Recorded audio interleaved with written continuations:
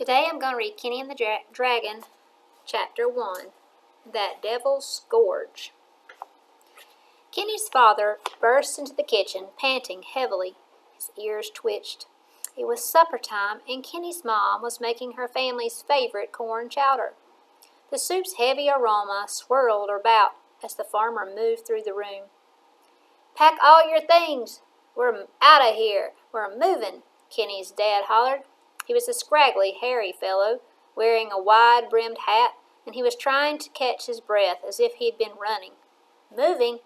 Not now, mister," Kenny's mom replied. "The corn's not boiling yet, the broth isn't quite right, and I still have to sew the patches on Kenneth's trousers for school tomorrow." And there's a picture of him, so you see he is a rabbit. And there's the mama. She's cooking. Kenny's dad paused, walked to the stove, dipped a finger in the pot, and agreed it still wasn't quite right. "Get your dirty paws out of my chowder. Wash your hands, have some milk, and tell me what's got you so riled up." She ground a little pepper into her broth. Unlike Kenny's father, she was soft, round, huggable, and seemed to always be adorned in an apron with a spoon in hand. Kenny's dad did as he was told. Then he stroked his ears and started. "This afternoon, my eyes saw something I wish they'd never seen.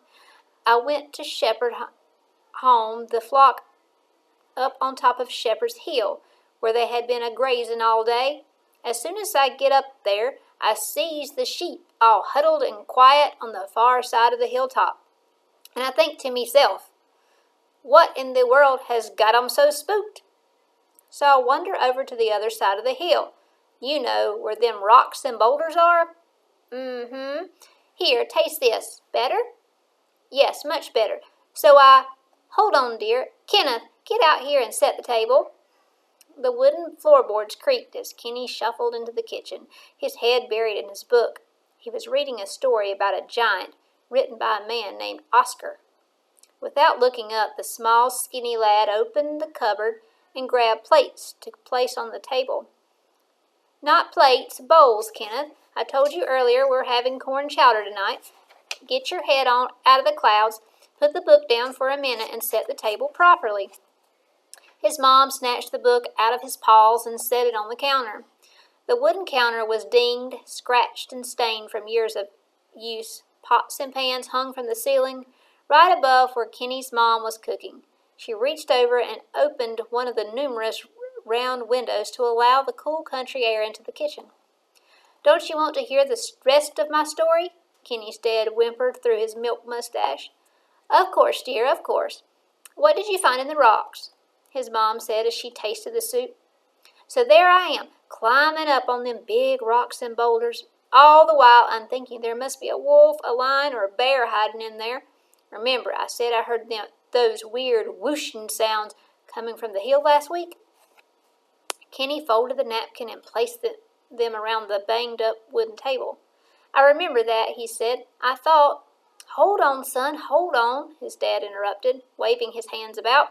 "So I make some noises of my own to see if I can spook it off. And that's when I saw it." Kenny stopped setting the table and looked up. "Saw what?"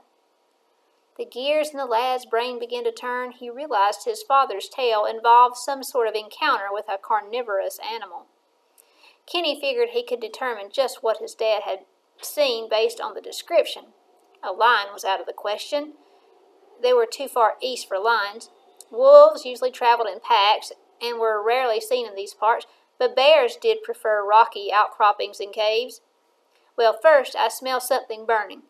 Not wood, but something smoky-like. Then I see a pair of glowing eyes, and then a head as big as this here table peers out from an opening in the side of the hill, and it's covered in horns and scales and fur like a crocogator." "You mean alligator?" Kenny corrected him, though he wondered what sort of alligator had horns and fur. "Exactly, but have you ever seen a blue alligator? With a neck like a turkey and a body like one of them giant lizardy things in your books?" "You mean dinosaurs, Dad? Those really did exist, you know. Scientists have even found their bones in old—" "No, son, this wasn't one of them Brontosaurus rexes." His father looked him in the eyes. It was like one of them flying things that eats pretty maidens and burns castles to the ground. Kenny paused for a moment. It can't be, he said to himself. It couldn't be. He put the last of the silverware in his place on the table. His father just sat there staring at him with his big eyes. Glancing over at his mother, Kenny noticed she had stopped cooking and was looking at them quietly while holding the ladle. He turned back to his father. Dad, are you talking about a dragon? Yes, son, I am talking about one of them dragons. He started pacing about the kitchen, waving his arms wildly. It's taken up residence on the side of Shepherd's Hill, and we gotta sell the farm and move before that devil, that scourge, comes down and burns everything right to the ground.